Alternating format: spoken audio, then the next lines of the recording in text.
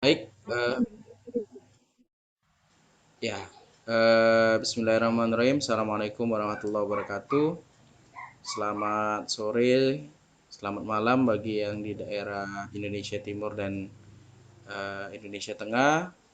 Kita saat ini akan belajar tentang tes wawasan kebangsaan, salah satu kisi-kisi yang eh, kita ambil dari tahun sebelumnya itu tentang integritas. Sebenarnya materi integritas ini lebih cocok di TKP pada waktu itu, namun di 2019 ternyata masuk di TWK.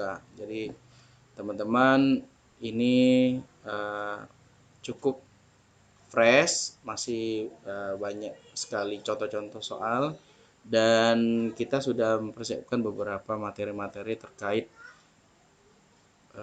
integritas ini. Sebagai gambaran, integritas itu adalah bagaimana cara kita menjadi seorang yang jujur, disiplin, dapat dipercaya, serta bekerja sesuai dengan peraturan yang ada, ya. Secara konteks memang mirip dengan TKP, namun dalam hal ini aplikasinya lebih banyak kepada wawasan kebangsaan. Jadi mungkin nanti kita akan belajar materi tentang pemberantasan korupsi, ya, dan juga nanti ada beberapa undang-undang tentang tindak pidana korupsi. Baik, sebelum kita masuk ke materi seperti biasa, kakak akan coba untuk memberikan terlebih dahulu stimulus bagi teman-teman semua. Kakak sudah siapkan 10 soal pretest terkait integritas dan kita beri waktu sekitar 10 menit bagi teman-teman untuk mengerjakan soal pretest ini. Link akan kakak bagi di grup Telegram.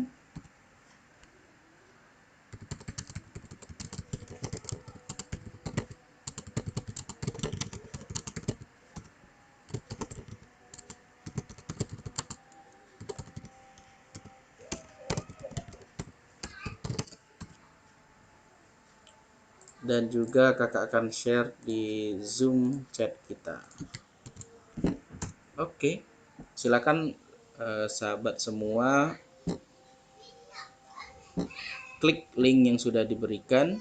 Nanti kita akan mulai dalam waktu 5 menit lagi karena di sini yang baru bergabung baru 2 orang.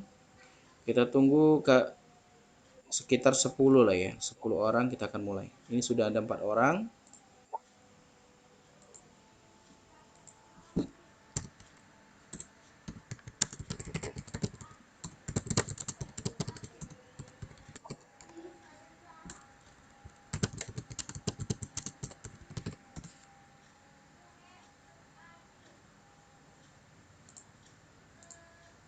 Ya, sudah ada 6 orang, teman-teman.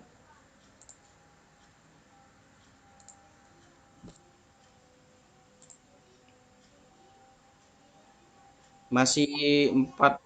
Oke, sudah 8 orang, masih tinggal 2 lagi. Kita akan mulai soal pretest kita pada malam hari ini. Yes, sudah 10 orang. Kita akan mulai, teman-teman. Siap-siap, kita hitung mundur. 5, 4, 3, 2, 1. Silakan dikerjakan.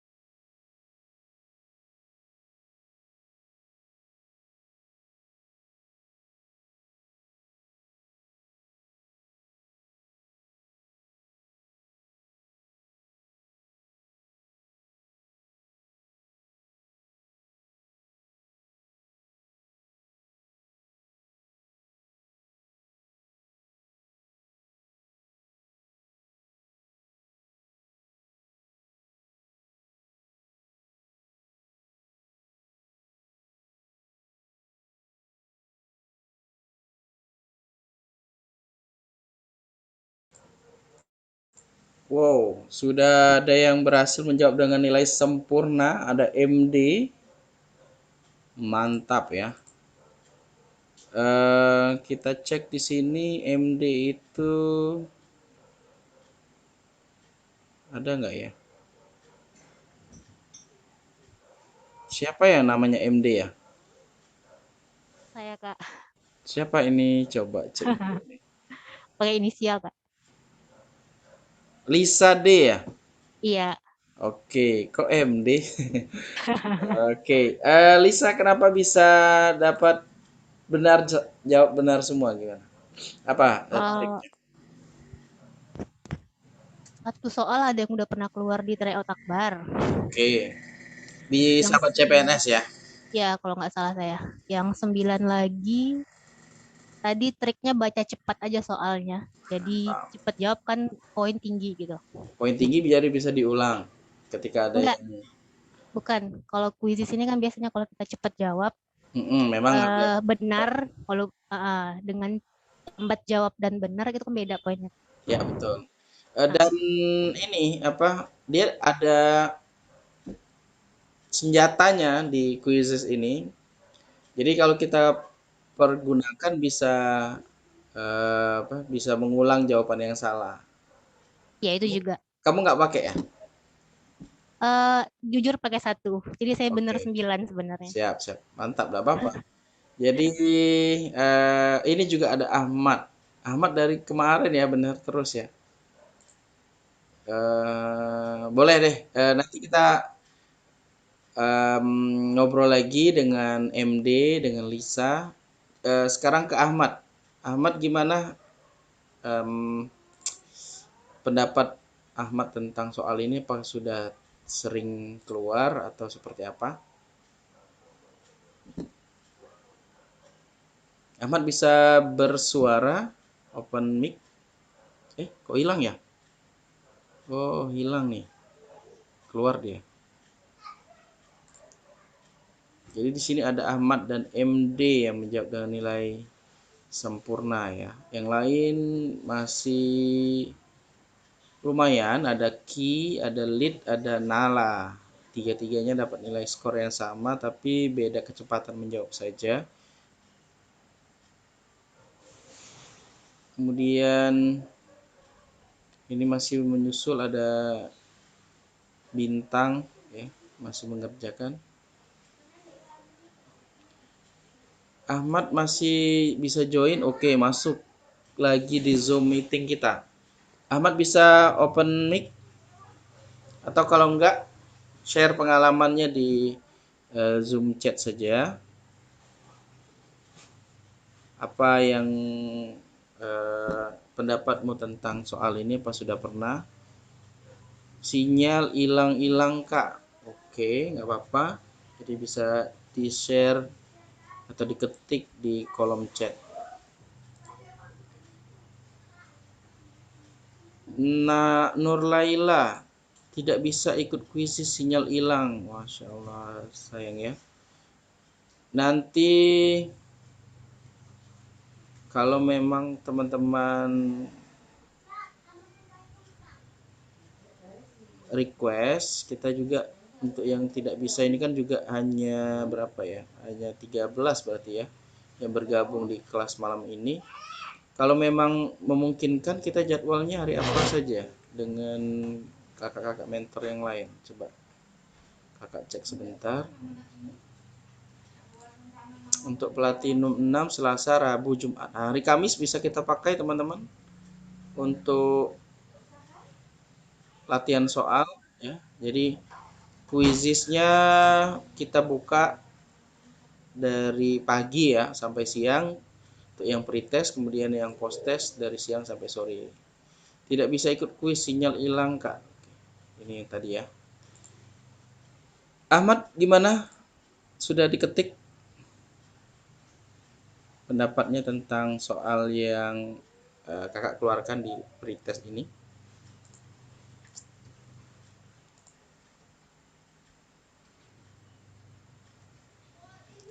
Balik lagi ke MD deh. Apa Lisa tadi ya? Siapa ya? Lisa. Lisa, formasinya apa Lisa? sambil menunggu teman-teman yang lain. eh PR sih Kak. PR, Public Relation. Iya, Itu humas. di humas protokol berarti ya, kebanyakan di Kebetulan ini tahun pertama ikut ikut sih tes. Kak. Iya, jadi sebenarnya belum begitu paham gitu. Oke, oke, oke. Ya, ya, ya. Heeh. Jadi biasanya kalau PR itu kalau di daerah ya, kabupaten kota atau di provinsi biasa di humas protokol. Kalau kamu mau ambil di kementerian itu cukup lumayan banyak juga ya. Formasi-formasi sepertinya kayak Pranata Humas, kemudian ada eh, apa yang hubungan hubungan ke masyarakat itu ya. Penyuluh bisa masuk itu kayaknya. Hmm, Bisa mengerjakan karena baca-baca soal dari sahabat CPNS dan latihan soal Kak. Oke, berarti kamu memang orangnya si Ahmad ini sama seperti Lisa ya, rajin membahas soal dan juga eh, mempergunakan fitur-fitur sahabat CPNS dengan sebaik-baiknya. Oke, ini patut dicontoh teman-teman. Tidak hanya Lisa dan Ahmad saja, siapa tahu semoga dengan kalian mengikuti program-program yang ada di sahabat CPNS tanggal 28 ya, 28, 29, 30 nanti ada tryout akbar nasional. Itu silakan teman-teman ikuti. Kemudian nanti ada juga coaching dengan kakak-kakak mentor yang lain tentang memilih jurusan, memilih formasi, kemudian nanti ada memilih tempat tes ya. Silakan join apa apapun yang ada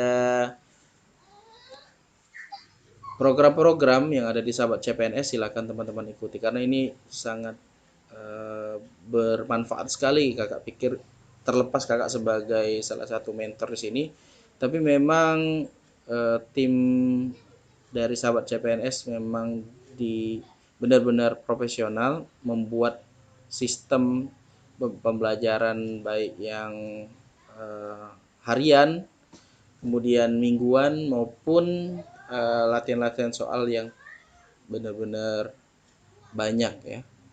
Jadi jangan sampai menyia-nyiakan kesempatan. Insya Allah bulan Juli, Agustus, September perkiraan kita akan tes. Masih ada waktu bagi teman-teman untuk belajar. Silakan memanfaatkan waktu yang tersedia sambil menunggu formasi keluar. Saya sudah ke tahun ketiga ini Kak ikut tes CPNS.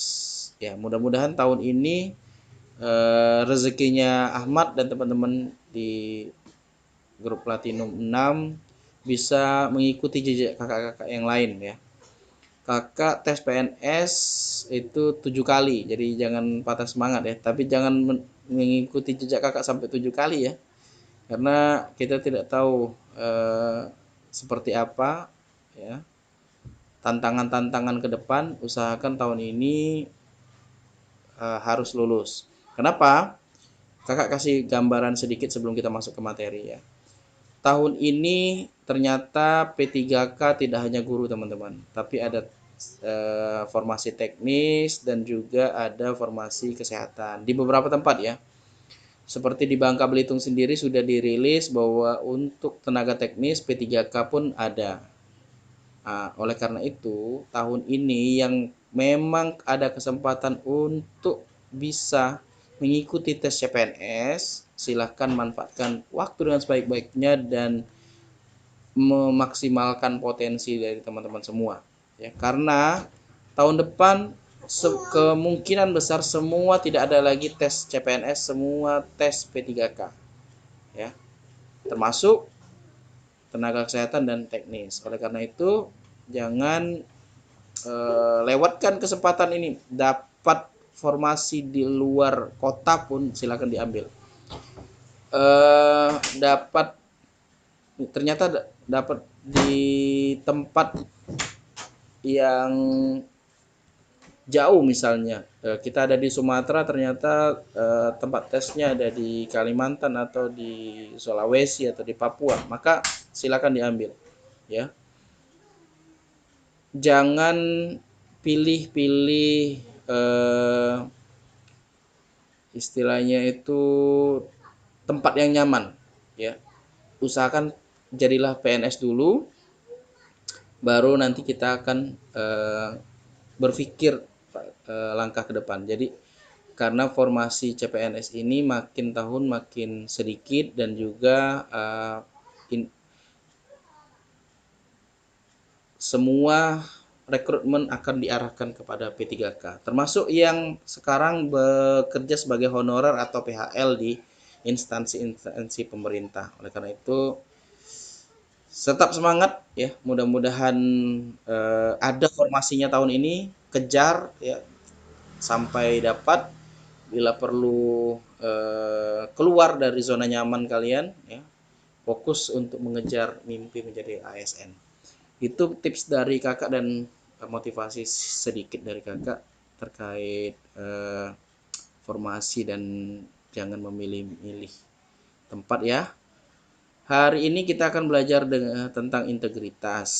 Nah, tadi sudah ada dua teman kalian yang ya kalau kita beri label ya, ini adalah teman-teman kalian yang berintegritas. Ada Ahmad, ada Lisa. Kenapa kita beri label mereka ini berintegritas? Karena dari hasil tes menunjukkan bahwa mereka itu memiliki karakter seperti itu. Nah, ini sama halnya dengan pemerintah saat ini sedang menggalakkan semua pegawai KPK menjadi ASN ya. Maka ada tes-tes seperti layaknya tes CPNS. Banyak juga yang tidak berhasil, ada 75 orang yang dinyatakan gagal di tes TWK. TWK ini termasuk yang cukup wajib ya, karena salah satu item tes CPNS adalah salah satunya TWK. Terlepas kontroversi banyak yang mengklaim bahwa soalnya tidak standar atau menjebak ya, berbeda dengan tes pada umumnya, itu kita serahkan kepada pihak penyelenggara. Tapi intinya teman-teman ketika sudah berhasil menjawab dengan nilai terbaik atau sesuai dengan kriteria atau passing grade, maka teman-teman layak dinyatakan memiliki kemampuan dalam hal wawasan kebangsaan. Nah, jadi jangan anggap remeh soal wawasan kebangsaan. Tahun ini bisa saja kita mengikuti jejak-jejak para 75 orang pegawai KPK tersebut ya. Lalu atau juga kita bisa menjadikan contoh-contoh kasus tadi sebagai cambuk kita untuk lebih mempersiapkan diri, mematangkan diri untuk berpikir tentang wawasan kebangsaan. Jadi luas sekali wawasan kebangsaan ini, tidak hanya satu sektor saja, nasionalisme saja misalnya, atau tentang pilar negara saja, tapi universal ya. Kita ada sedikit sejarahnya, ada sedikit apa tentang sikap atau karakter bangsanya ya. Dan ini perlu kita pikirkan matang-matang, karena soal kenegaraan saat ini sudah mengarah kepada hal-hal yang bersifat eh, aplikatif dalam kehidupan sehari-hari. Banyak hal-hal seperti eh, gotong royong, tolong menolong, suka eh, membantu orang itu banyak ditinggalkan. Oleh karena itu TWK diharapkan menjadikan karakter yang pas untuk membuat indikator ya bahwa masyarakat terutama calon-calon pegawai itu layak memiliki sikap dan karakter berwawasan kebangsaan itu ya. Lalu tadi ada pertanyaan nih dari teman kita di bimbel online hari ini. Ada dari Pinkan Novemberi. Ciri-ciri karakter berintegritas seperti apa Kak? Nanti ada ya di materi kita. Ya, ini baru stimulus saja teman-teman. Baru membuka cakrawala berpikir bahwa ketika kita berbicara tentang integritas yang harus kita lakukan adalah tetap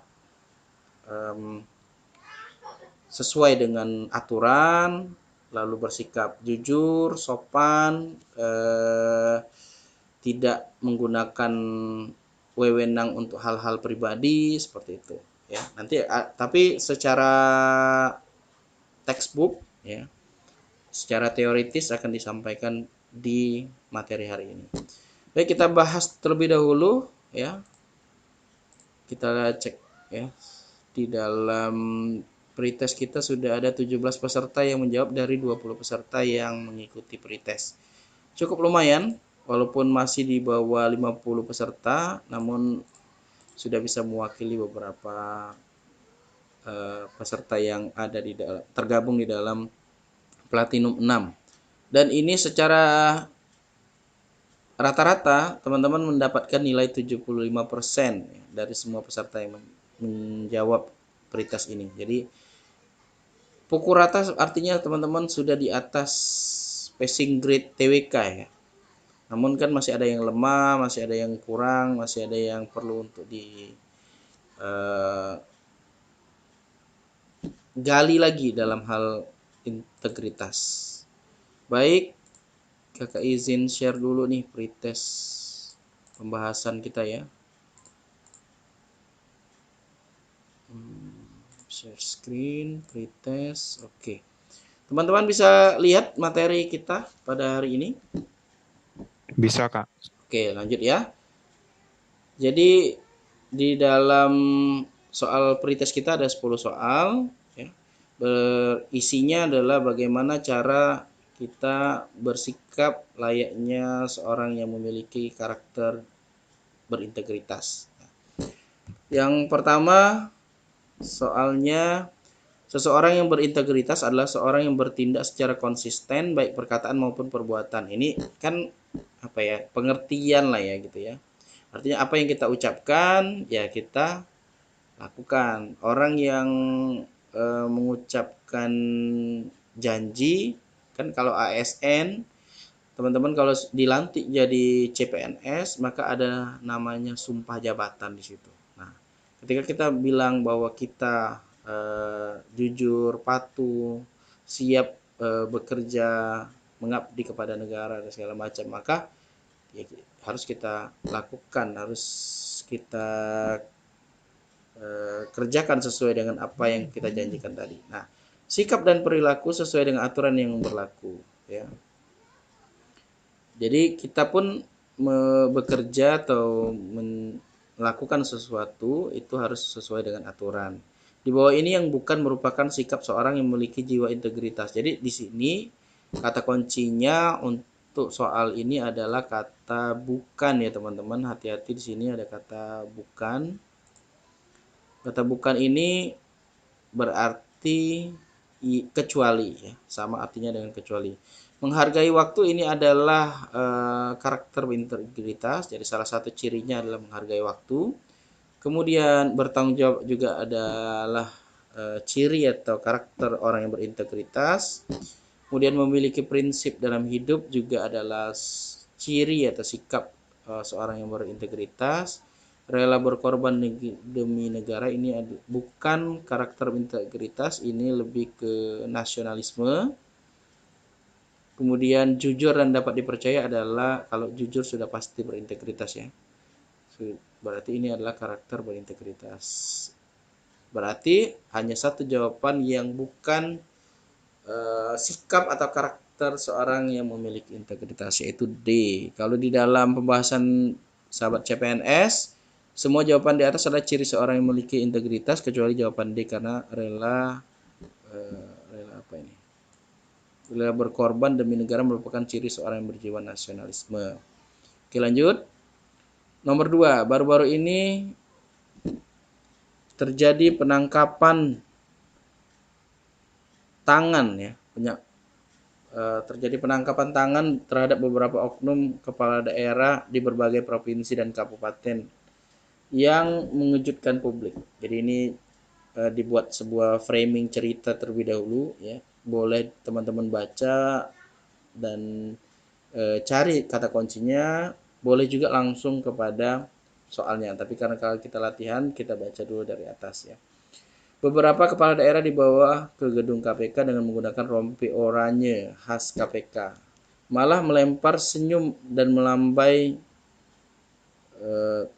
melambaikan tangan kepada petugas KPK dan wartawan yang meliputnya, seolah mereka tidak bersalah. Nah, ini ceritanya. Tapi kata kuncinya di mana, teman-teman? Kalau mereka korupsi, ya, di sini kan tertangkap tangan itu maksudnya kan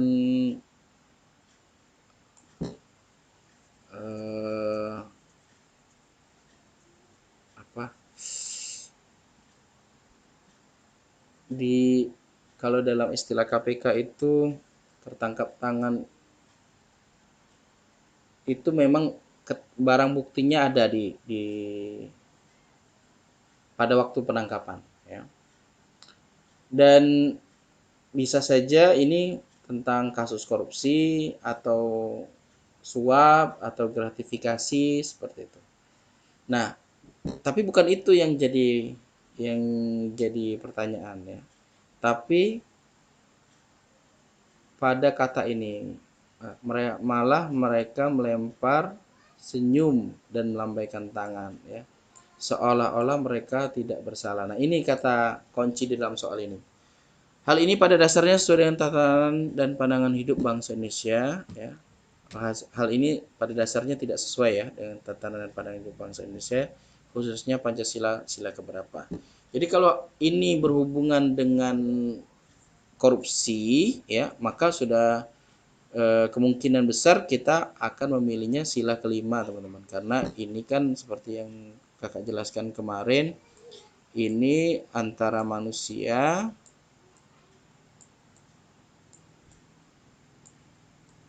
dengan negara ya, atau dengan hukum ya, melawan hukum ya. Ini sudah kemungkinan besar lebih banyak kepada sila kelima. Tapi karena pertanyaannya kunci di dalam soal ini tentang mereka merasa tidak bersalah dengan cara melempar senyum dan melambaikan tangan, maka ini masuk ke sila kedua ya. Sila kedua ini adalah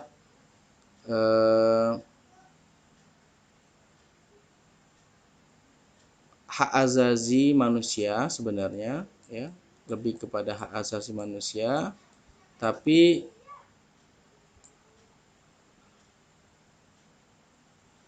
lebih kalau lihat dibaca di dalam konteks sila kedua ini adalah kemanusiaan yang adil dan beradab. Jadi ada ketidakadilan ya, ketidakadilan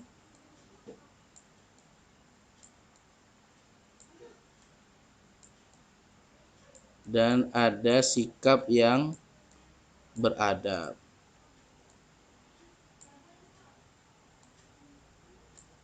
Nah, jadi ini masuk kepada lebih condongnya sila kedua karena ada tambahan kata kunci di sini ya.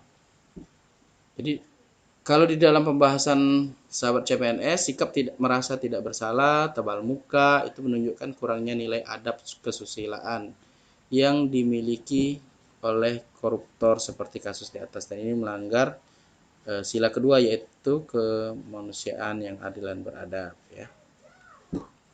Seperti itu gambarannya. Jadi memang mengecoh, tapi setidaknya bisa kita identifikasi ya bahwa ini adalah lebih cenderungnya ke sini ya, sila keberapa ya, dan juga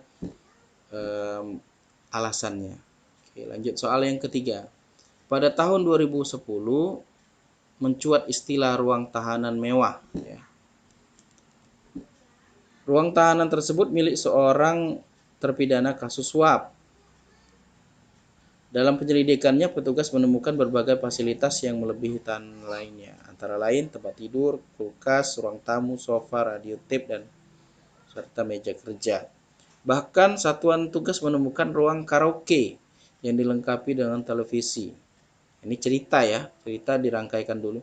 Sebenarnya kalau teman-teman membaca soal, ya soal itu kan yang ada di sini ya, itu akan lebih gampang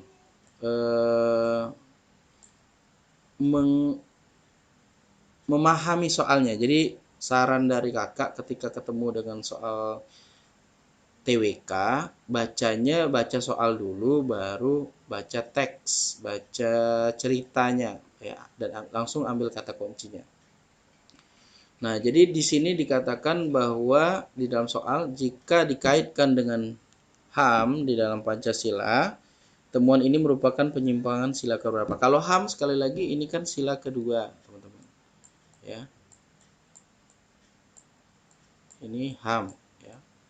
Dan ini tentang tadi keadilan, ya. Adil dan beradab. Ini tulisannya miring-miring karena memang pakai mouse ya. Jadi kalau arahnya ke HAM dan ini cerita tentang ketidakadilan karena kan ada fasilitas melebihi tahanan lain, kemudian bahkan ada ruang karaoke, ya ini kan sudah tidak adil. Dan ini benar-benar contoh perilaku yang tidak beradab, oleh karena itu menyalahi sila kedua. Sekali lagi ini adalah sila kedua, teman-teman, bukan sila kelima, bukan sila ketiga, bukan sila keempat, bukan sila pertama. Kalau sila pertama tentang agama ya, ini juga tidak ada hubungannya dengan agama. Kalau sila ketiga itu tentang nasionalisme.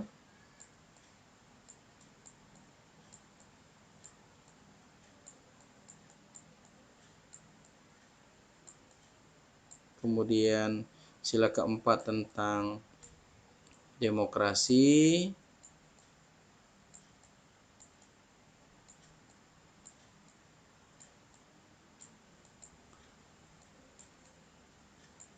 Ini sila kelima tentang keadilan. Ya. Tapi kalau dibedakan lagi, ini lebih kepada HAM, kalau ini keadilan maksudnya dengan hukum atau dengan negara atau dengan yang lain. Kak, saya mau tanya, baru ini ada kasus 97.000 PNS siluman atau fiktif yang tetap digaji dan mendapatkan pensiun. Nah, kalau kasusnya seperti ini, siapa yang tidak berintegritas dan ini bertentangan dengan sila keberapa? Baru ya, hot sekali ini ya, baru ditemukan pada saat kami mengisi sistem ASN itu ya. Ya ini belum tahu ini siapa yang menjadi dalang atau yang harus bertanggung jawab dalam kasus ini ya.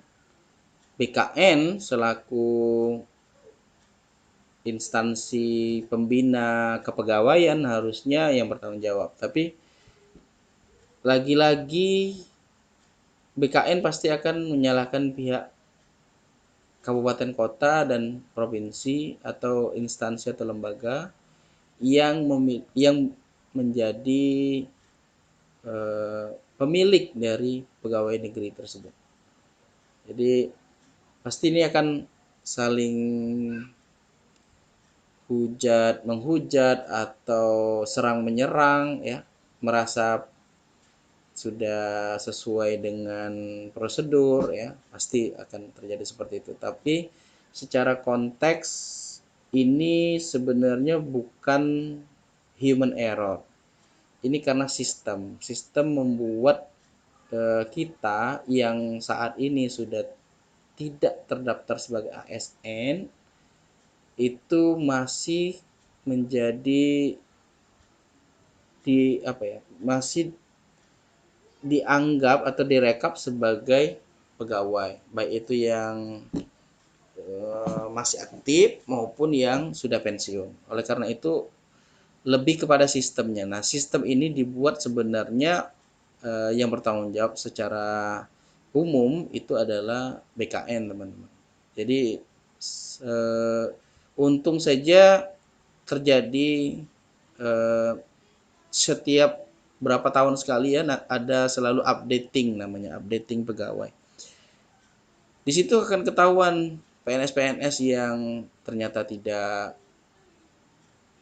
bekerja lagi ya karena meninggal dunia atau karena berhenti. Ada teman kami di kantor itu yang berhenti gitu ya, berhenti dengan status mengambang ya, tidak dari BKD-nya tidak memberhentikan, kemudian dari pihak teman kami itu memang tidak pernah bekerja lagi. Nah, jadi hal-hal seperti itu ketika diupdate melalui sistem, maka dia akan ketahuan ada yang tidak update. Nah, yang tidak mengupdate itulah berarti dia dianggap PNS siluman atau fiktif. Sebenarnya mereka ada pada waktu itu ya. Pada waktu tahun 2017 kami ada pengisian PUPNS namanya. Kalau sekarang kan beda lagi. Semua kadang-kadang setiap tahun itu ya kita harus update terus ya. Baik itu di tingkat kabupaten kota maupun bahkan tingkat nasional. Jadi untuk kasus yang 97.000 ini bukan hanya terjadi di kabupaten kota, teman-teman, tapi ada di tingkat kementerian ya. Di luar negeri itu banyak pegawai negeri sipil yang dia bekerja di luar negeri tapi tidak bekerja sebenarnya ya. Jadi dia tidak tahu kalau ada updating. Nah, ini yang menjadi PR kita bersama, jangan sampai nanti teman-teman setelah menjadi ASN, setelah menjadi pegawai negeri sipil, teman-teman ikut menjadi salah satu PNS siluman tersebut ya. Kalau di zaman kami dulu pada waktu awal-awal jadi PNS ada iming-iming nggak usahlah kerja, tapi teman-teman yang bekerja itu nanti gaji kita itu untuk teman-teman yang ada di kantor kita saja. Jadi semacam ya kita cari pekerjaan lain lah, status saja PNS itu ada seperti itu ya.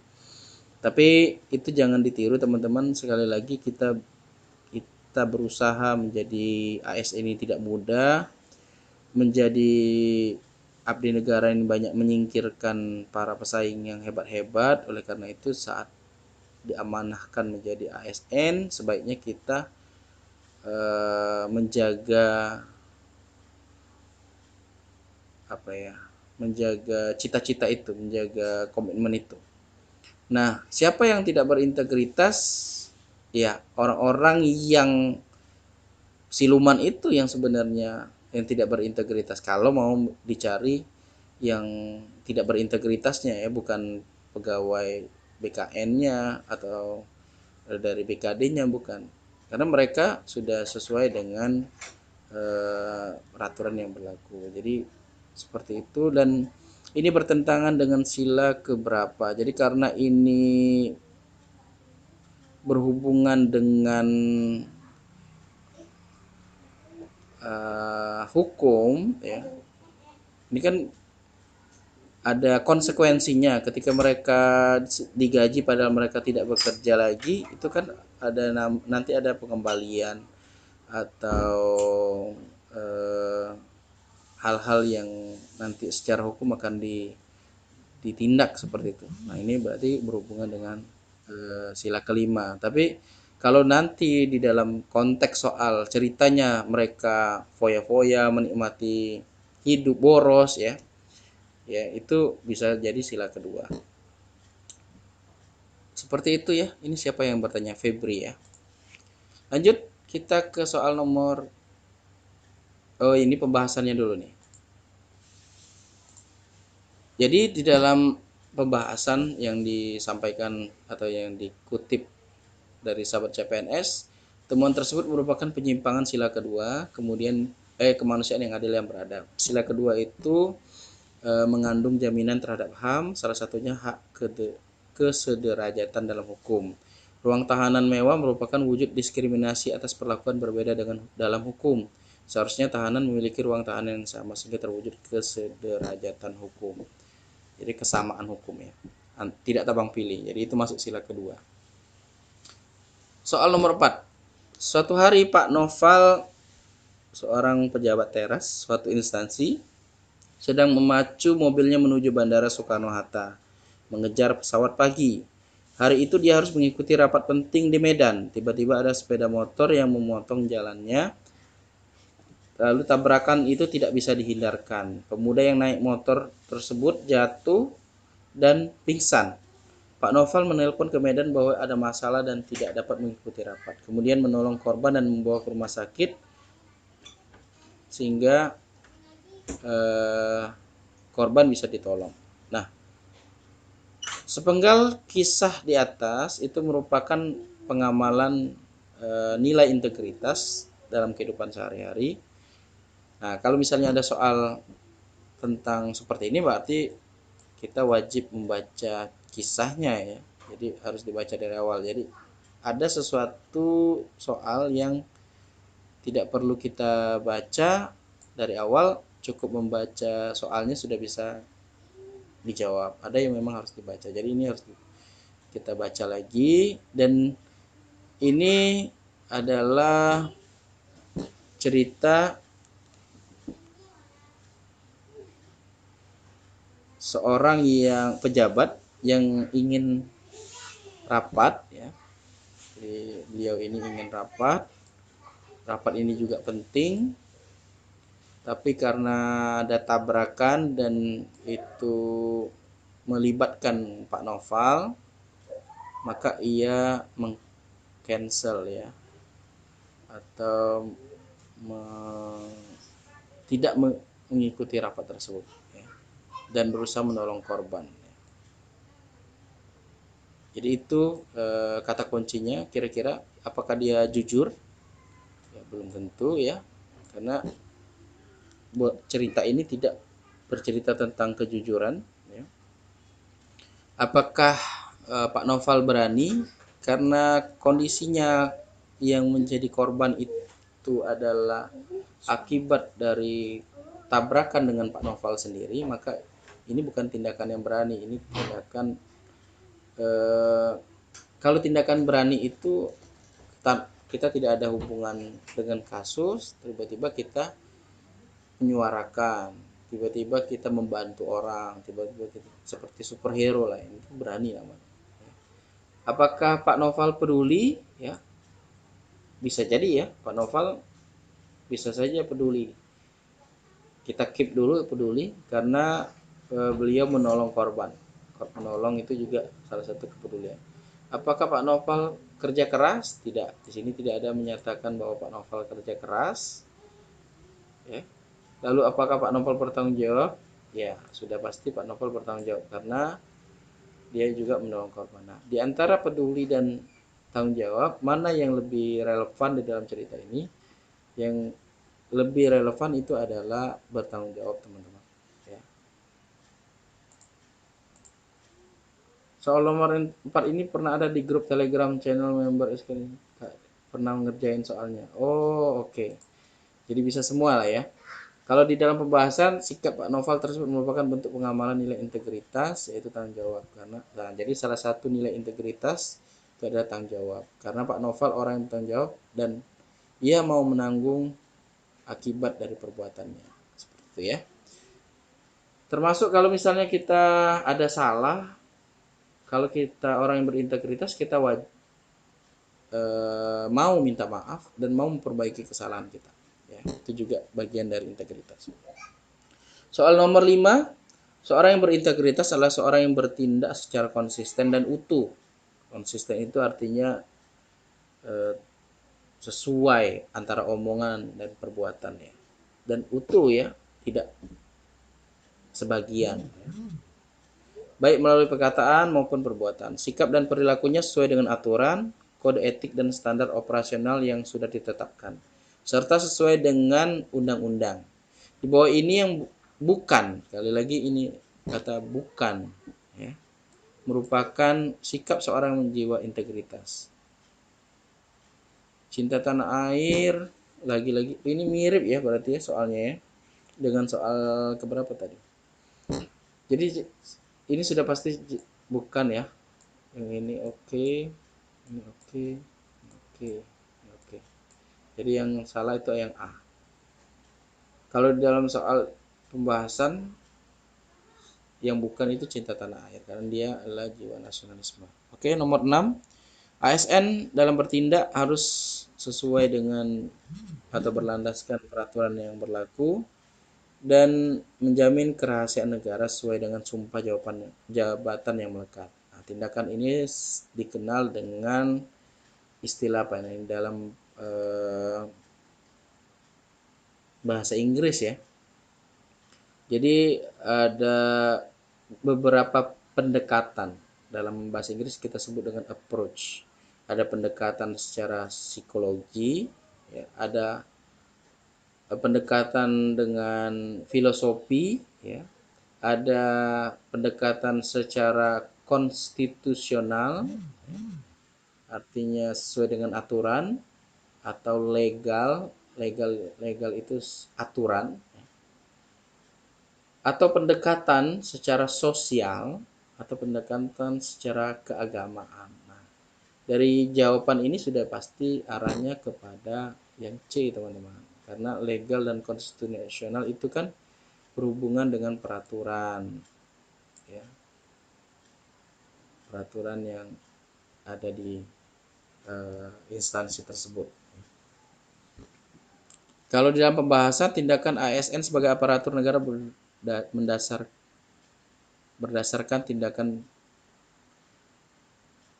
ASN sebagai aparatur negara mendasarkan tindakan itu berdasarkan aturan yang berlaku dan menjamin kerahasiaan. Jadi kita sebagai ASN salah satu tugas kita adalah menjaga kerahasiaan negara, baik yang diminta oleh oknum yang ada di dalam, ya, karena akan diselewengkan atau tidak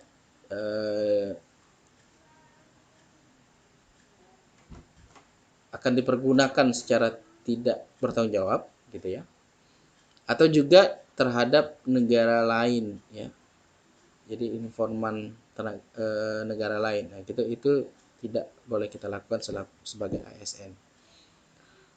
Nomor 7, perilaku berikut ini yang mencerminkan tindakan budaya korupsi terlihat pada, jadi ada di dalam tes CPNS tahun kemarin itu pilihan jawab soalnya singkat tapi pilihan jawabannya yang panjang.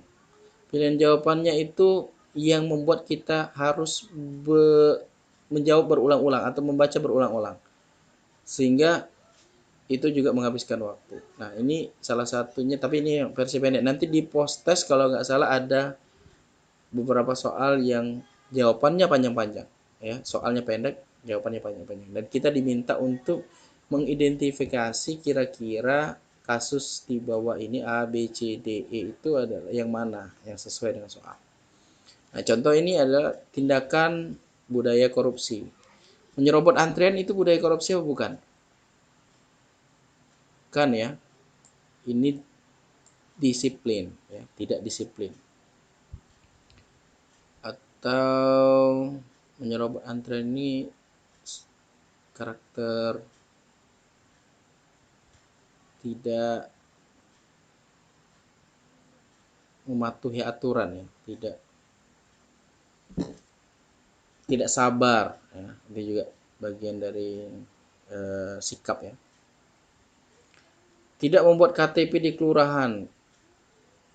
Jadi ini membuat KTP kan harusnya mulai dari tingkat RT, RW, lurah, camat ya, pengantar-pengantarnya baru ke pihak Dukcapil. Dengan membuat KTP, kalau kita membuat KTP di kelurahan itu kan tidak menyalahi, memang sudah prosedural memang seperti itu. Nah, ini malah tidak membuat KTP di kelurahan ya. Ini jadi salah akhirnya ya. Harusnya kan kegiatan-kegiatan seperti ini kan sudah bukan budaya korupsi gitu ya. Yang kita cari adalah budaya korupsi ya, tindakan budaya korupsi. Yang ketiga adalah membuang sampah tidak pada tempatnya. Ini budaya korupsi apa bukan? Kalau tempat sampah itu kita jual baru korupsi ya. Tapi kalau tempat sampah kita buang sampah tidak pada tempatnya, ini kurang disiplin ya. Lagi-lagi ini tidak disiplin ya. Lalu ikut dalam pembuatan SIM massal. Nah, ini sering jadi lumrah teman-teman dalam kehidupan kita sehari-hari. Teman-teman ada yang dapat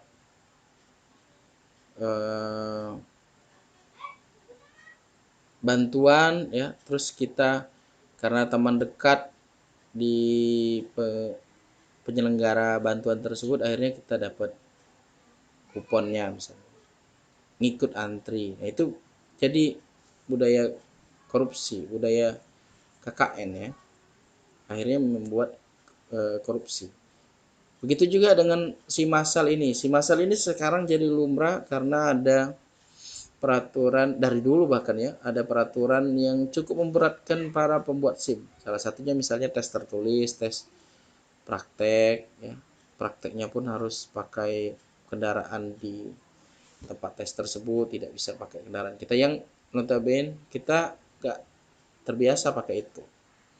Lalu malah baru-baru ini tahun 2021 ini tes SIM ini harus pakai psikotes dengan biaya satu kali tes itu 100.000 sampai 150.000. Ini memberatkan. Sehingga dengan adanya pembuatan SIM massal, orang jadi terbantu. Padahal ini adalah tindakan korupsi, teman-teman. Karena pembuatan SIM massal itu kita tanpa tes, kita tanpa mengikuti prosedur yang ada gitu. Nah, ini adalah contoh tindakan yang budaya korupsi ya. Memberikan informasi palsu kepada negara ini bukan korupsi, tapi ini adalah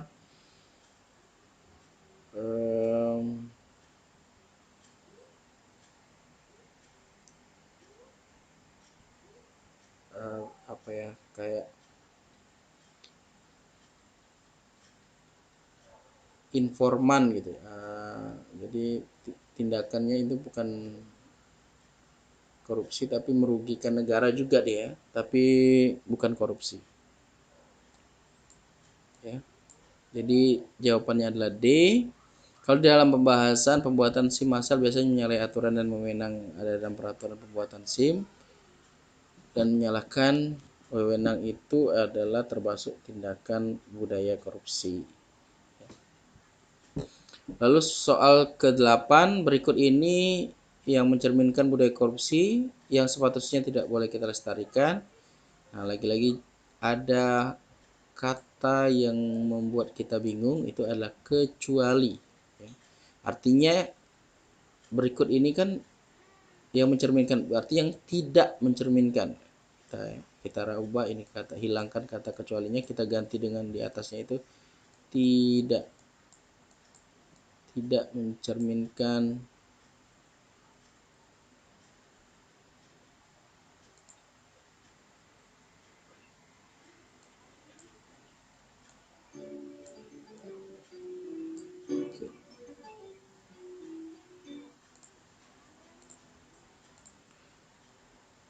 Yang tidak mencerminkan budaya korupsi itu adalah sengaja datang terlambat, itu korupsi waktu ya. Berarti ini salah. Membuat laporan tidak sesuai fakta juga korupsi, salah. Membantu atasan yang membuat kecurangan itu adalah korupsi, berarti ini salah. Menabung karena kondisi tidak bisa diprediksi, menabung betul karena kondisi tidak bisa diprediksi, betul. Lalu menerbitkan surat keterangan palsu salah. Jadi jawaban yang tidak mencerminkan budaya korupsi itu adalah yang D, karena menabungkan betul ya, apalagi untuk kondisi saat ini yang tidak bisa diprediksi. Dari 5 pilihan jawaban di atas, kalau dalam pembahasan yang bukan termasuk ke dalam budaya korupsi adalah D. Pilihan D lebih mencerminkan sikap antisipatif, dan ini kemampuan untuk mengendalikan diri dan siap terhadap perubahan yang ada. Mirip-mirip dengan soal TKP. Lalu soal ke-9, perilaku di bawah ini yang mencerminkan sikap jujur. Nah, kecuali berarti yang tidak jujur ya. Kecualinya kita coret, kita ganti dengan sikap tidak jujur. Tidak jujur. Oke, membayar pajak tepat waktu kan jujur. Berarti ini kurang tepat. Membuang sampah pada tempatnya saat kondisi ramai. Membuang sampah pada tempatnya pada saat kondisi kurang. Kalau lagi kondisi ramai kita buang sampah. Oh sebentar. Membuang sampah kan benar pada tempatnya ya.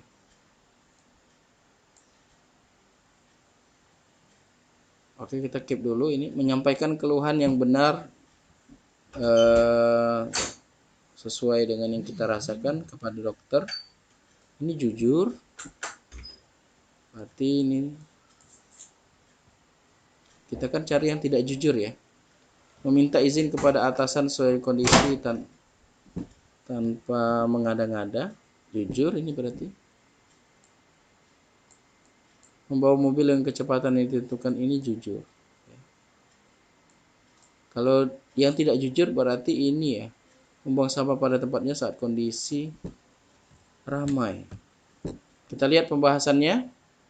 Dari kelima pilihan jawaban yang ada dapat kita pahami bahwa pilihan jawaban D bukan perilaku yang mencerminkan sikap jujur karena ada kata kunci ramai atau banyak orang. Namun jika ada orang, oh gitu. Jadi kalau tidak ramai kita buang sampahnya sembarangan, maksudnya gitu ya. Jadi kalau ada orang atau dilihat orang kita buang sampahnya di tempat sampah. Tapi kalau ketika tidak ada orang kita mulai buang sampahnya sembarangan, tidak pada tempatnya dan segala macam ya. Seperti itu. Oke.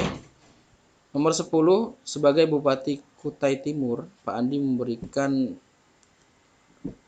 jabatan kepada adik kandungnya untuk menduduki posisi sebagai direksi di sebuah BUMD kabupaten tersebut.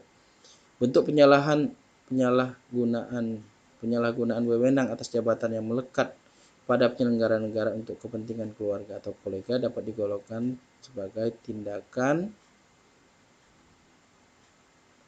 ada gratifikasi, ada korupsi, ada kolusi, ada nepotisme, ada aji mumpung. Kalau gratifikasi itu kan bentuk lain dari suap ya, tapi dia berhubungan dengan kasus atau berhubungan dengan sesuatu yang orang atau pejabat tersebut dengan pekerjaannya dia ya. Pekerjaannya di pejabat tersebut itu berhubungan dengan kasusnya sehingga atau berhubungan dengan keinginannya sehingga muncul istilah gratifikasi. Lalu korupsi itu adalah hal yang kegiatan yang memperkaya diri gitu ya, lebih lebih ke sana. Kemudian kolusi itu bagaimana cara kita membuat pemufakatan yang tidak benar, ya, membuat kesepakatan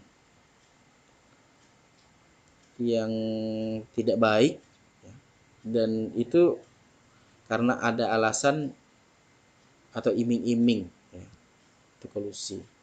Lalu kalau nepotisme itu seperti kasus di ini, ya, memberi posisi strategis untuk keluarga yang terdekat seperti zaman Pak Soeharto, ya, banyak posisi strategis dipegang oleh kolega dan keluarga beliau, itu adalah nepotisme. Lalu kalau aji mumpung itu ya karena kita mengambil kesempatan saja, ya. Ada kesempatan kita ambil, ya. Itu aji mumpung. Di dalam soal ini dalam cerita ini yang lebih tepat itu tindakan nepotisme, teman-teman. Kalau untuk pembahasannya bisa kita lihat di sini, ya. Oke, mungkin itu materi kita pada hari ini untuk pembahasan pretest. Nah, di sini sudah ada berapa ya? 17 peserta yang mengikuti pembelajaran hari ini. Kita cek lagi di dalam pretest kita sudah ada 3, teman-teman. Ada Ahmad, ada Y, ada MD yang berhasil menjawab dengan nilai sempurna. Kemudian ada Novita Sari. Novita ini kemarin juga kita lihat nilainya bagus, ya. Y ini siapa? Boleh open mic? Yos, ya? Yos apa Yuliana?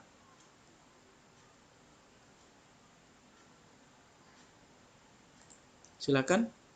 Y ini siapa? Konfirmasi.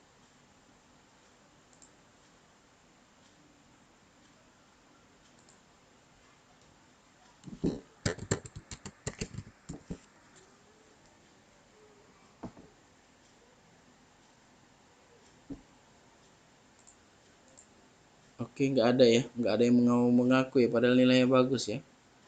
Ya, udah. Kita langsung ke pembahasan materi kita hari ini.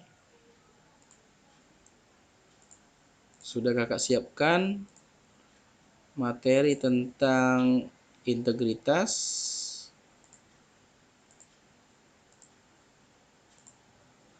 Apakah teman-teman terlihat PowerPoint yang kakak share?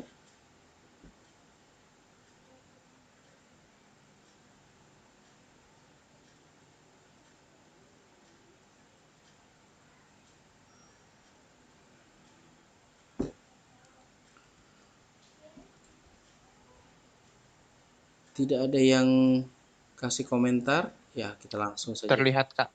Terlihat, ya. Terima kasih Febri. Febri ya tadi, ya? Iya, Kak. Oke, lanjut, ya. Pengertian terlebih dahulu kita mulai dari integritas. Integritas itu adalah konsistensi atau keteguhan yang tidak bisa tergoyahkan dalam menjunjung nilai-nilai keyakinan dan prinsip. Nah, itu, ya, secara teori dikatakan seperti itu. Pengertian lain dari integritas adalah konsep yang menunjukkan konsistensi, artinya tetap konsisten, ya, atau keteguhan perbuatan dengan nilai-nilai dan prinsip-prinsip. Pada etika, integritas bisa diartikan sebagai kebenaran atau kejujuran perbuatan yang dilakukan seorang. Ini contoh pengertian dari integritas. Lalu, kata integritas berasal dari bahasa Latin yaitu integer, berarti lengkap atau utuh. Jika kita artikan dalam asal katanya tersebut, maka integritas dapat kita artikan sebagai suatu usaha yang utuh dan lengkap yang dilandasi dengan kejujuran, kualitas, serta konsistensi karakter dari seorang tersebut. Tujuan integritas salah satunya di sini ada 4, ya. Salah satunya adalah sebagai kunci untuk meraih keberhasilan atau kesuksesan.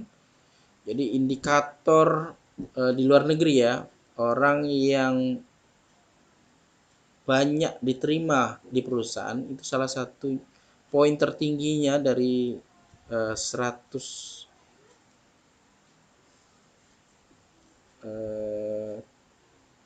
kriteria itu kejujuran adalah nomor satu.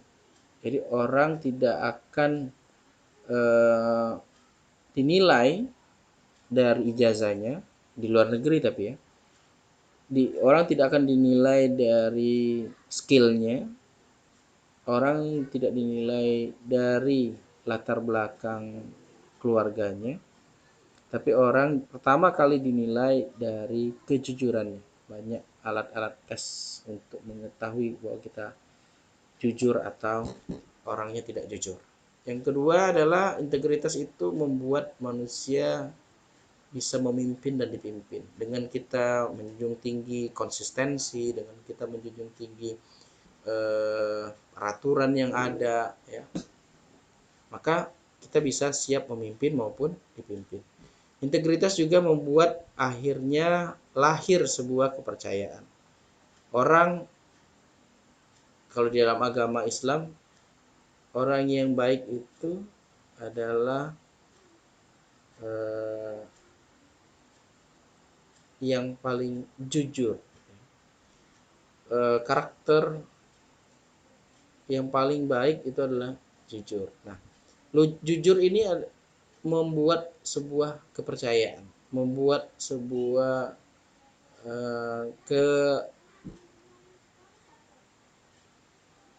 keyakinan dari orang lain untuk memberikan amanah yang lain lagi atau yang lebih besar lagi. Jadi membuat sebuah kepercayaan itu diawali dengan kejujuran atau integritas.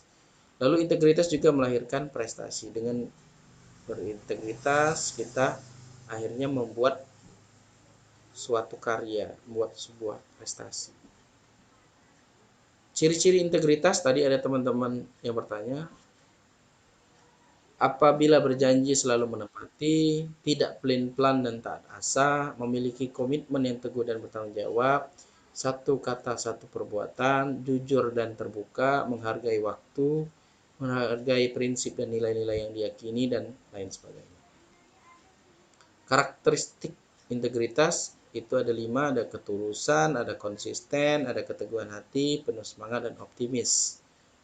Lalu sikap yang terkandung kalau di dalam integritas, ya, cinta pada kebenaran, setia, komitmen, moral, anti korupsi, keadilan, tanggung jawab, keteladanan, menghargai martabat individu, dan lain-lain. Nah, ini macam-macam sikap yang terkandung dalam religius, ya, keagamaan, nasionalisme, kemandirian, gotong royong, dan integritas. Salah satunya yang kakak bisa ini adalah integritas. Lalu kita akan berbicara tentang, kalau tadi integritas secara individu, ini secara nasional.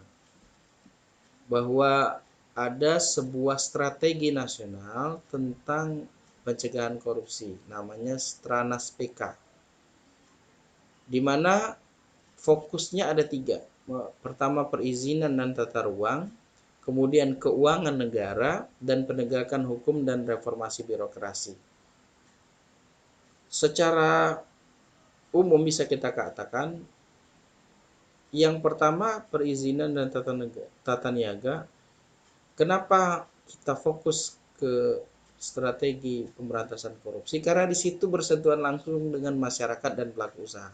Banyak oknum-oknum pejabat, para PNS yang memanfaatkan jabatannya untuk memeras para pelaku usaha dan masyarakat yang ingin membuat usaha atau berwirausaha, sehingga buat surat tanda izin berusaha saja bayar, kemudian minta surat keterangan usaha atau membuat surat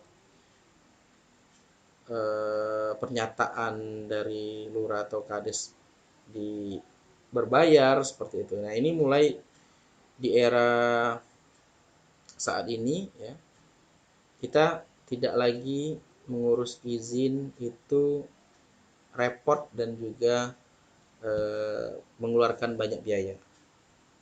Cukup secara online, asal memang kita sudah sesuai dengan aturan dan persyaratan, insya Allah kita bisa membuat sebuah usaha atau mendirikan sebuah usaha. Kemudian kenapa fokus tentang perizinan dan tata niaga? Karena korupsi perizinan itu menghambat kemudahan berusaha dan investasi. Oleh karena itu banyak investasi ya di Indonesia, di negara kita itu tidak berjalan karena ada yang menghambat. Pertumbuhan ekonomi melambat, lapangan kerja kurang karena perizinan dan investasinya itu dipersulit atau dihambat. Lalu fokus yang ketiga, kenapa perizinan tata niaga? Karena korupsi tata niaga menaikkan biaya ekonomi pada komunitas pokok sehingga menjadi beban bagi golongan ekonomi lemah. Harga melambung tinggi. Kami di bagian perekonomian dan pembangunan itu biasanya merangkum data-data harga bahan pokok. Banyak di beberapa lokasi itu harga kebutuhan pokoknya lebih tinggi dibandingkan daerah-daerah yang lain ya, di daerah-daerah lain. Sehingga perlu untuk kita atur tata niaganya ya. Oleh karena itu fokus strategi nasional pemberantasan korupsi itu mulai dari perizinan dan tata niaga. Lalu tentang keuangan negara. Kenapa fokusnya ke keuangan negara? Karena korupsi pada penerimaan negara berdampak tidak tercapainya target penerimaan negara, serta pelayanan publik dan pembangunan menjadi tidak optimal dan tidak tepat sasaran. Jadi PAD mulai dari yang tingkat daerah, kemudian pendapatan negara kita ya, dari mulai pajak kemudian yang lain-lain itu tidak tercapai. APBN APBD kita tidak tercapai sehingga pembangunan yang seharusnya bisa merata sampai ke Papua itu tidak tepat sasaran, tidak optimal ya, tidak dikerjakan ya. Lalu fokus ke keuangan negara karena korupsi pada sisi belanja terutama pada proses perencanaan, penganggaran dan pengadaan barang jasa berdampak pada tidak tercapainya target pembangunan nasional. Kami di ekonomi pembangunan juga membuat satu sistem dan itu berjalan bahwa pada saat perencanaan, penganggaran, lelang ya, penggunaan barang dan jasa pemerintah itu akan diupdate setiap bulan sehingga dengan adanya kebocoran kita sudah bisa mengidentifikasi oh ini ada korupsi sih karena banyak ulah para oknum-oknum baik di lingkungan atau di seputaran kepala daerah maupun para ASN sendiri yang bermain dalam sisi ini. Lalu terakhir adalah penegakan hukum dan reformasi birokrasi. Ini terkait dengan korupsi terhadap penegakan hukum dan ini sudah umum terjadi sehingga membuat tingkat kepercayaan publik menjadi menurun. Nah, aksi pencegahan korupsi ini ditetapkan setiap 2 tahun sekali oleh Timnas PK, Tim Nasional Pemberantasan Korupsi. Tim Nasional Pencegahan Korupsi, Timnas PK ya. Ini anggotanya adalah Bapnas, kemudian Menpan RB, kemudian Mendagri, KSP dan KPK. Tugasnya berkoordinasi, sinkronisasi, pemantauan, evaluasi, dan pelaksanaan Stranas PK, lalu melaporkan capaian pelaksanaan Stranas PK dan mempublikasikan laporan capaian pelaksanaan aksi pencegahan korupsi kepada masyarakat. Lalu Timnas PK juga menetapkan aksi pencegahan korupsi selama setiap 2 tahun sekali. Dalam menyusun aksi ini berkoordinasi dengan beberapa kementerian, lembaga, pemerintah daerah, dan pemangku kepentingan lainnya. Baik itu kebijakan pemerintah pusat, kebijakan pemerintah daerah, maupun kebijakan strategi Komisi Pemberantasan Korupsi. Nah, ini gedung Sekretariat Nasional Pencegahan Pemberantasan Korupsi, namanya Gedung Merah Putih. Kenapa merah putih? Karena di sini ada warna merah dan ada warna putih. Ya.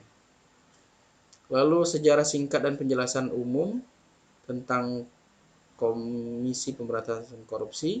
KPK didirikan berdasarkan Undang-Undang Republik Indonesia Nomor 30 Tahun 2002 mengenai Komisi Pemberantasan Tindak Pidana Korupsi. Lalu KPK dipimpin oleh pimpinan KPK yang terdiri atas 5 orang, seorang ketua merangkap anggota dan 4 wakil ketua merangkap anggota. Pimpinan KPK memegang jabatan selama 4 tahun dan dapat dipilih kembali hanya untuk sekali masa jabatan.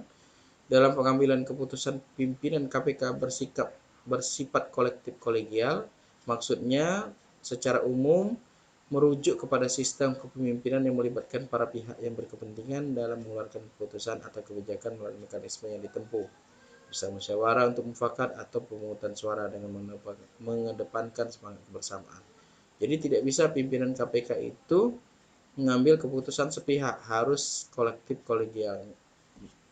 Rapat, urun rembuk, urun suara, ya, agar hasil yang ingin dicapai itu sesuai dengan visi dan misi berdirinya KPK itu.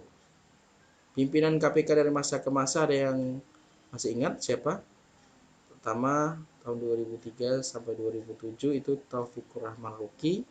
Kemudian yang berkasus karena cukup viral juga ya, orang Bangka Belitung, Antasari Azhar tahun 2007 sampai 2009. Kemudian ada PLT pada waktu itu Tumpak Hatorangan Pangabean 1 tahun ya, 2009-2010.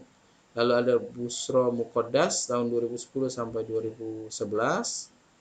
Abraham Samad, ini juga yang paling ganteng lah ya, paling muda pada waktu itu dan banyak ditakuti ya, 2011 sampai 2015. Dan dilanjutkan dengan Agus Raharjo tahun 2015 sampai 2019. Dan terakhir Firly Bahuri yang ini viral karena beliau memiliki rekam jejak yang koruptif menurut beberapa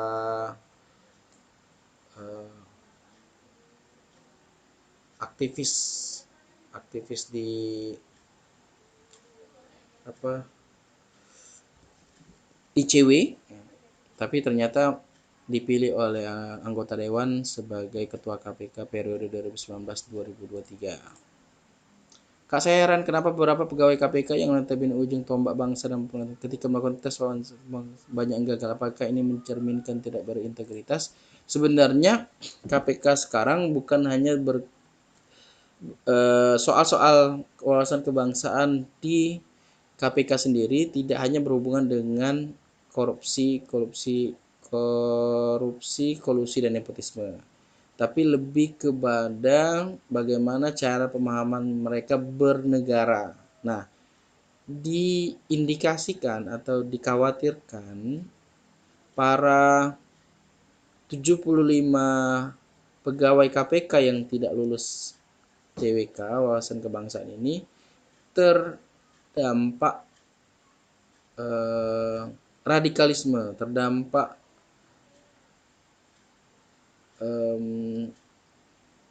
memiliki paham yang berbeda dengan Pancasila saat ini, sehingga mereka tidak lolos ya. Karena memang fokusnya ke sana dulu ya, untuk tes TWK di lingkungan KPK. Tapi akhirnya keluar pernyataan Presiden kemarin bahwa tes wawasan kebangsaan jangan dijadikan patokan mutlak untuk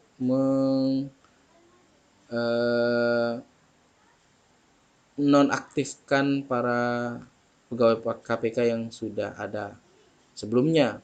Jangan merugikan hak-hak para pegawai KPK. Itu pesan dari Pak Jokowi pada waktu itu. Sehingga ini lagi dikaji, dan tadi sore beberapa lembaga terkait dengan pemberantasan korupsi termasuk Ketua KPK sendiri itu hadir dalam rapat untuk membahas status nonaktif para pejabat KPK yang mau beralih fungsi jadi ASN tersebut. Jadi ini bukan karena mereka tidak berintegritas secara integritas ya, kalau kita lihat dari kacamata integritas mereka sangat berintegritas, terbukti dengan kuatnya KPK walaupun sudah banyak yang menggoyangkan KPK untuk tidak eksis lagi ya. Tapi lewat pemahaman ya, lewat soal-soal yang berhubungan dengan ideologi, itu yang membuat mereka akhirnya tidak bisa menjawab. Mungkin itu Febri. Kalau pegawai KPK itu statusnya PNS atau bukan? Kalau dulu bukan status PNS, mereka kontrak ya yang di upgrade setiap 4 tahun sekali. Tapi gaji mereka itu yang menentukan mereka sendiri gitu. Jadi memang sudah paling tinggi lah gaji pegawai KPK dan pimpinan KPK. Oleh karena itu, bahkan yang pernah kakak dengar, gaji presiden pun kalah dengan ke gaji ketua KPK. Jadi mereka independen.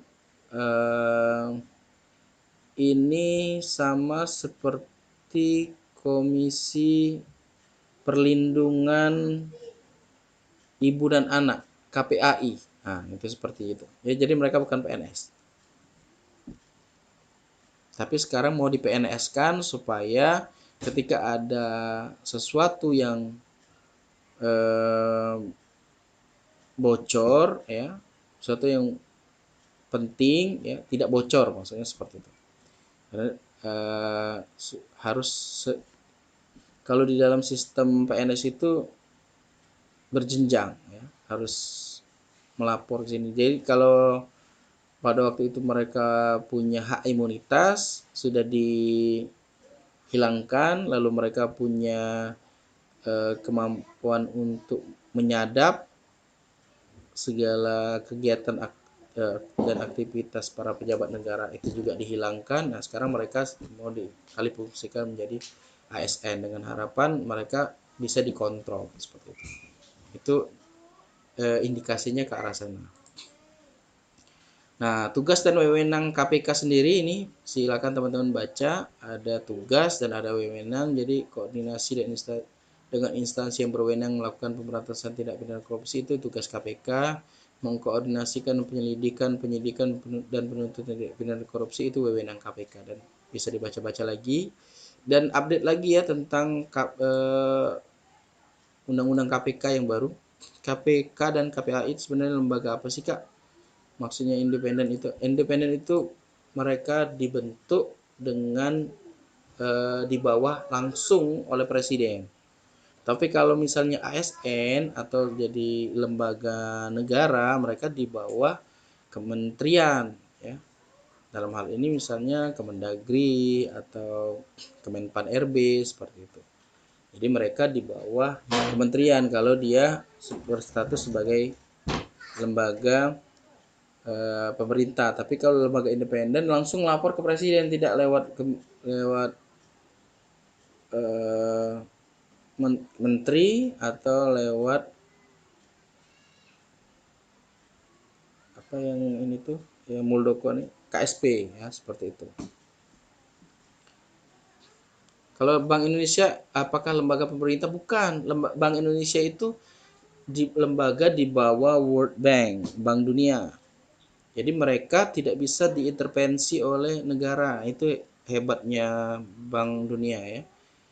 negara sebesar apapun, sebesar Amerika yang kita anggap sebagai negara dikuasa, itu tidak bisa mengatur Bank Dunia. Apalagi Bank Amerika sendiri namanya Federal Reserve. Nah, tidak bisa mengontrol. Mau mencetak uang, mereka harus tunduk dengan peraturan-peraturan bank mereka. Indonesia, Menteri Keuangan mau mencetak uang sekian triliun misalnya. Itu harus persetujuan Bank Indonesia. Kalau tidak, jadi mereka tidak di bawah presiden, mereka di bawah Bank Dunia. Beda dengan yang ini ya, yang Sunda Empire ya, beda lagi itu ya. Nanti teman-teman terpengaruh ya, nanti ada Bank Dunia, IMF ya. Itu di bawah Sunda Empire pula. Oke. Kita lanjut. Nah, ini roadmap. Jadi kita punya bayangan sampai 2023, dari 2011 sampai 2003. Di mana 2011 sampai 2015 kita fokusnya ke penanganan korupsi dasar dan penguatan penegakan hukum, ya, perbaikan sektor strategis, pembangunan fondasi sistem integritas nasional, penguatan sistem politik dan masyarakat, membuat masyarakat paham tentang integritas dan lain-lain. Lalu tahun 2015 sampai 2019 kita masuk namanya sistem integritas nasional atau SIN, di mana arahnya lebih ke penanganan korupsi yang dasar, lalu ada penguatan Apgakum, lalu perbaikan sektor strategis dan lain-lain. Dan terakhir kita 2019 sampai 2023 yang 2 tahun lagi akan selesai itu masuk fokusnya kepada budaya integritas. Jadi kita tidak lagi membangun sistem, tidak lagi membangun fondasi, tapi sudah membudayakan integritas, di mana akhirnya kita mengoptimalisasi penanganan sektor strategis dan peran pilar-pilar sistem integritas nasional serta penanganan tindak pidana. Ya. Nah, ini 9 komponen sistem integritas nasional, 8 komponen utama sistem integritas nasional, bisa dibaca-baca. Lalu ini beberapa kutipan yang kakak ambil. Gratifikasi ya, cerita tentang yang lain lagi tentang gratifikasi. Menurut Undang-Undang Nomor 20 Tahun 2011 tentang perubahan atas Undang-Undang Nomor 31 Tahun 2019 tentang pemberantasan tindak pidana korupsi, penerimaan gratifikasi oleh pegawai negeri dan penyelenggara negara yang berhubungan dengan jabatan dilarang dan memiliki resiko sanksi pidana. Makanya kalau ada pejabat membuat pesta pernikahan, pesta syukuran atau apa, tidak boleh menerima hadiah, tidak boleh menerima amplop karena itu dikhawatirkan gratifikasi. Pada waktu itu Pak Jokowi pernah menjabat sebagai Gubernur DKI Jakarta dan mendapatkan hadiah gitar. Itu dikembalikan lagi oleh Pak Jokowi karena dianggap gratifikasi karena beliau adalah pejabat negara. Jadi kalau kita menerima parcel, menerima amplop, menerima hadiah, padahal kita pejabat negara, maka itu gratifikasi teman-teman. Kalau kita bukan pejabat negara berarti itu hadiah. Itu bedanya ya. Lalu ini kalau ada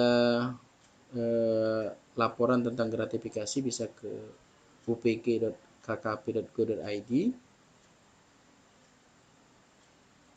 Nah, kemudian siapa saja yang diatur dalam gratifikasi KPK, ada ASN. Jadi teman-teman yang nanti berprofesi sebagai ASN itu diindikasikan bisa ketika menerima hadiah sebagai gratifikasi. Kemudian penyelenggara pejabat publik, misalnya eksekutif, legislatif, yudikatif, atau pemimpin di perusahaan atau badan pelayanan publik lainnya, BUMN, BUMD, dan lain-lain. Pelaporan gratifikasi itu paling lambat 30 hari kerja sejak tanggal gratifikasi diterima. Kak, kalau guru PNS waktu pengambilan raport ada ortu yang memberikan uang atau hadiah karena telah mengajar anaknya dengan baik, apakah termasuk gratifikasi? Kan tidak minta, Kak. Betul. Gratifikasi tidak, kita tidak minta, tapi diberikan karena melekat dengan jabatan kita. Misalnya kita camat dikasih hadiah, ya. Itu pasti ketika mereka mau membuat izin segala macam pasti kita permudah. Ini karena jabatan kita bermanfaat bagi mereka. Begitu juga dengan guru ketika nanti kita dikasih, oh ibu itu sudah sering baik dengan saya, sering kasih hadiah gitu. Terus ya udahlah, ya besarin dikit lah, bantu nilai anaknya supaya dapat nilai bagus, supaya dapat juara segala macam. Itu akhirnya gratifikasi teman-teman. Ya, bukan lagi hadiah. Karena itu melekat, ada sesuatu yang embel-embel dalam jabatan kita. Nolaknya tidak enak, Kak, takut ortunya sakit hati. Sudah kalau kita awalnya memang sulit untuk membiasakan tidak memberi hadiah ya. Tapi lama-lama kalau misalnya orang tua sudah kita biasakan, ke depan tidak ada lagi yang seperti itu. Oleh karena itu, kalau mau memberi hadiah, itu jangan pada waktu berhubungan dengan tugas kita. Ya. Pada waktu bagi rapor, kan tugas kita bagi rapor. Ya. Dikasih hadiah, gitu ya. Dikasih uang, dikasih oleh-oleh gitu ya. Itu juga tidak etis sebenarnya. Nah, kalau memang karena kegiatan yang lain sehingga tidak ada hubungannya dan kita berani jamin itu tidak mempengaruhi objektivitas kita, maka bisa saja tidak gratifikasi. Tapi lagi-lagi ini hanya untuk pejabat negara, untuk fokusnya ke pejabat negara ya teman-teman. Kalau untuk ASN secara umum sih tidak sedetail itu KPK masuknya gitu ya. Tapi kebanyakan dari kita adalah biasanya berat untuk menolak pemberian, apalagi sesuatu itu cukup unik ya, cukup unik atau cukup berharga dan kita pengen gitu ya barang itu. Lanjut ya, status pemilikan gratifikasi bernilai 10 juta atau lebih, penerimanya adalah penyelenggara negara, maka ditetapkan secara tertulis dan ditandatangani oleh pimpinan. Kalau kita penyelenggara negara nilainya 10 juta atau ke atas, itu kita ditetapkan secara tertulis ya oleh pimpinan KPK. Kalau nilainya kurang dari 10 juta, penerima bukan penyelenggara negara ditetapkan surat pimpinan yang ditandatangani oleh Deputi Bidang Pencegahan untuk atas nama pimpinan. KPK wajib mengumumkan gratifikasi ditetapkan menjadi milik negara paling sedikit 1 tahun sekali. Lanjut. Apa yang harus dilakukan oleh penerima gratifikasi? Nah, ini tadi ada pertanyaan. Kalau kita mau mengembalikan ke negara bahwa tadi ada amplop misalnya. Wah ini gratifikasi nih kayaknya. Ada perasaan seperti itu. Kita kembalikan ke negara, maka kita buat formulir ya, isi formulir.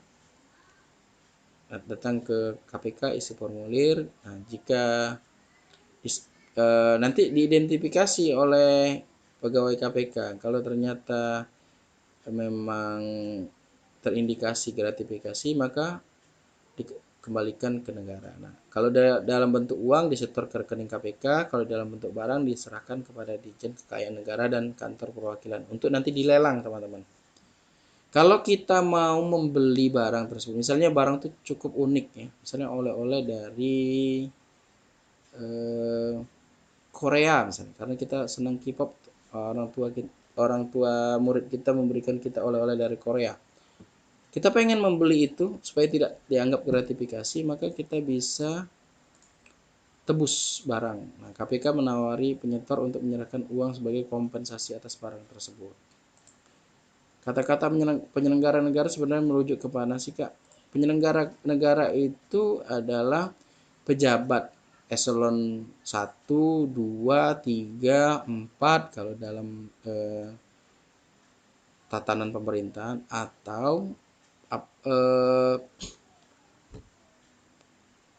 kepala negara. Kepala negara itu mulai dari kepala daerah, ya, bupati, wali kota, kemudian gubernur, lalu ketua DPR, ketua DPRD, ketua kepala Kapolres, Kapolsek, kalau misalnya di dalam kepolisian, ya, Dandim kalau di dalam TNI, ya, dan segala macam lah. Jadi itu penyelenggara negara. Kalau di dalam kehakiman itu ada hakim, jaksa, yang mereka menangani hal-hal yang berhubungan dengan pelayanan publik, ya.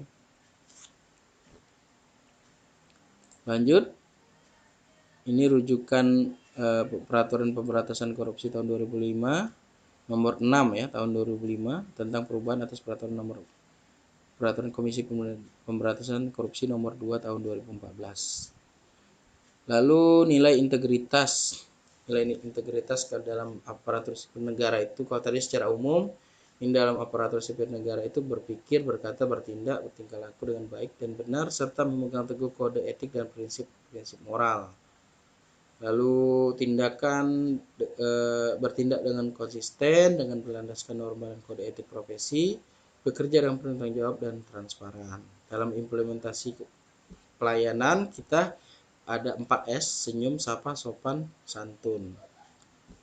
Lalu di dalam pendidikan kita ada namanya pendidikan karakter, ya, pendidikan karakter. Nah, salah satunya adalah integritas. Nah, di sini, ya. Jadi ada 5 pendidikan karakter, ada religius, nasionalis, integritas, mandiri, dan gotong royong. Nah, salah satu integritas yang tadi kita jabarkan di dalam kotak-kotak tadi. Untuk sebagai aparatur sipil negara, nilai-nilai dan budaya kerja dalam mendukung program reformasi birokrasi, kita memiliki sikap aparatur, yaitu akuntabilitas, kelembagaan, tata laksana, STM, ASN, peraturan, pelayanan, pengawasan, di mana dibagi lagi jadi birokrasi yang bersih dan akuntabel, birokrasi yang bersih dan efisien, dan birokrasi yang memiliki pelayanan publik dan berkualitas. Ini penjelasannya, silakan dibaca. Nah, mungkin itu teman-teman untuk materi hari ini. Sudah pukul 9 kurang 7 menit. Kita masih ada post test sebanyak 20 kali pertemuan. Sebanyak 20 soal untuk bisa menguatkan materi integritas teman-teman dalam pertemuan hari ini. Mungkin itu yang bisa kakak sampaikan. Kalau ada pertanyaan silahkan di share di kolom chat. Kakak siap-siap untuk menyiapkan soal post test tentang integritas sebanyak 20 soal.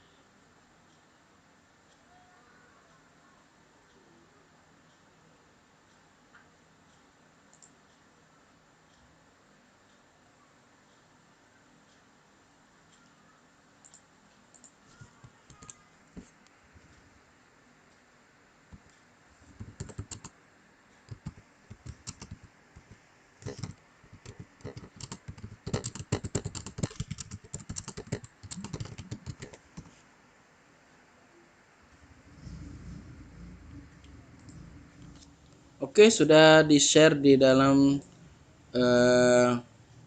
Telegram dan ini akan di-share lagi di dalam Zoom chat. Teman-teman, sebelum kita akhiri sambil menunggu yang lain masuk ke dalam post test, izinkan kita untuk foto bersama terlebih dahulu. Kak, kuisnya dibuka sampai jam berapa? Maunya sampai jam berapa? Subuh, boleh? Biar yang lain tidak ketinggalan. Tapi pengalaman kemarin-kemarin nggak begitu efektif ya. Kita sampai jam 12 saja ya. Kecuali waktu puasa kemarin. Waktu puasa kemarin kan kita ada sahur. Jadi mungkin masih efek ya. Oke, silakan dibuka videonya. Kita mau foto bersama terlebih dahulu. Di sini sudah ada 8 peserta yang bergabung.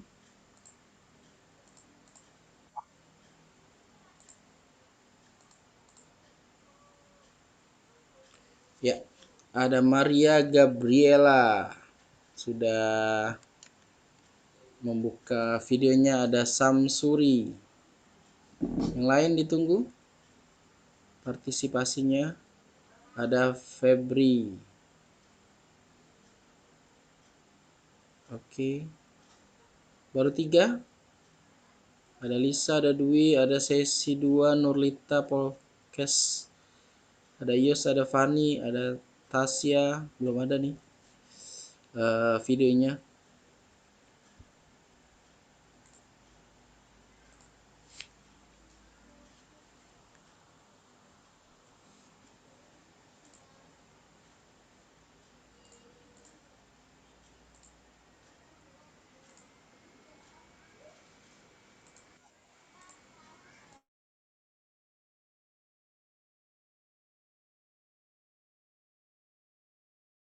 Sorry.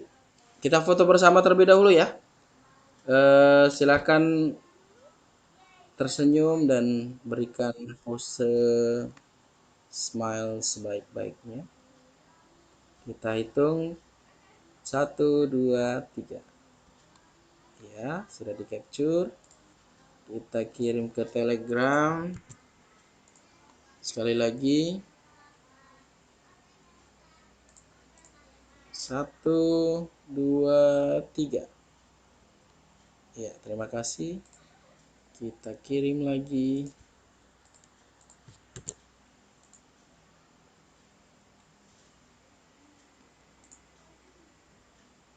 Oke, teman-teman. Lagi proses untuk dikirimkan ke grup Telegram kita.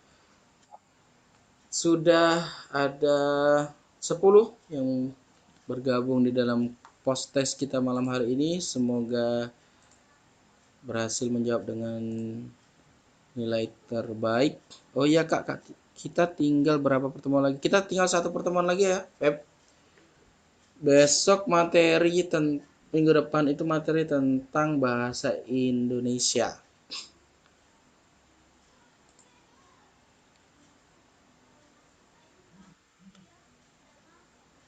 Oke. Nah, kakak akhiri dulu pertemuan hari ini dengan mengucapkan terima kasih atas partisipasi semuanya. Semoga apa yang kakak sampaikan bermanfaat dan kakak akhiri dengan mengucapkan hamdalah, alhamdulillahirrahmanirrahim. Semoga apa yang kita peroleh hari ini bisa masuk di dalam tes CPNS tahun ini. Terima kasih teman-teman semua. Amin. Terima kasih ya Kak Ya, ilmunya. Ayo Kak, aku pamit dulu ya yuk semua. pamit dulu ya Assalamualaikum. semua. Ya.